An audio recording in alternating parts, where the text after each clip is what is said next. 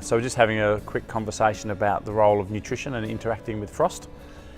Generally, when I'm talking to growers, it's really about firstly identifying your frost-prone areas and managing those different. Your nutrition strategy on your frost-prone paddocks may be quite different to what you do on the other areas of your farm about maximising yield, rather than what I like to talk about with growers on high frost risk paddocks is maximising profit, not necessarily yield.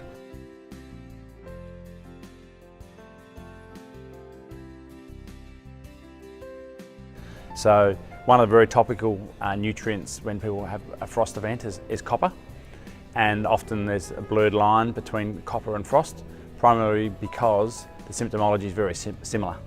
So when you have a copper deficient plant, you have plants with weak pollen and poor pollen formation.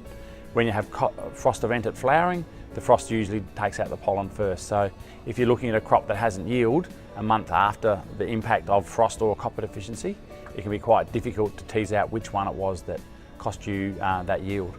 So we encourage growers to tissue test, get an understanding across their farm of their copper levels, and make sure they're not running deficient. And that's just good agronomy practice. In Western Australia, we've got a reasonable number of soils that can be copper deficient, and farmers need to address that irrelevant of frost, because if you're low in copper, it could be costing you money every year, and we need to fix that.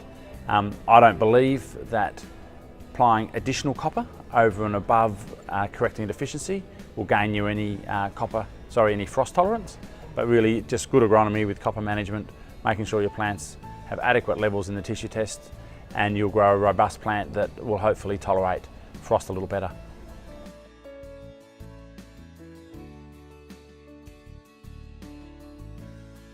The other element in Western Australia with our sandy surface soils are often very low in potassium. And potassium plays a role in plant cell turgor and water relations. And if your crop is deficient in potassium, you end up with weaker cell walls, and also plants that can end up with higher screenings and can less manage the water available to the plant.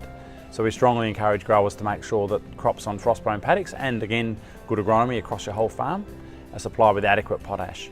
But we don't believe pouring a ton of potash on and going to luxurious levels will necessarily buy you any tolerance. So with potassium, the story is feed your plant with enough potash to be adequate, and then you'll grow the most robust plant that can handle frost as best as possible.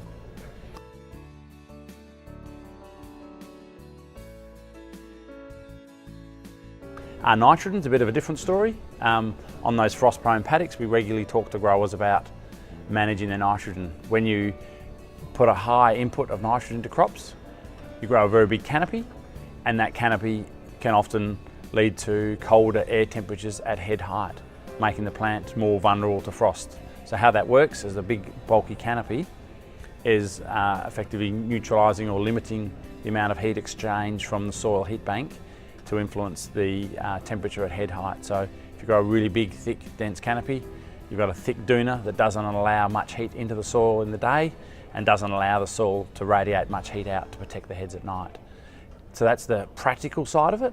The financial side of it is nitrogen's a relatively expensive input, and you really should be targeting realistic nitrogen rates on high frost risk paddocks. So just because a frost risk paddock can achieve a 4-tonne yield, a very high yield, but you may get frosted every second year, there's no point in aiming at the very top end of your production when it's a high risk paddock because of frost. So financially, we've found over the years that farmers on high frost risk paddocks are far better to aim at a lower target yield, spend less money on those paddocks, and regularly they end up with a higher gross margin on those soil types.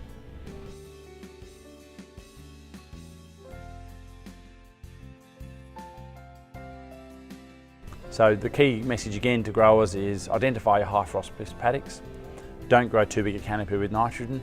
Make sure you supply adequate copper and adequate potassium, but I don't believe that over time that luxurious levels will buy you additional tolerance.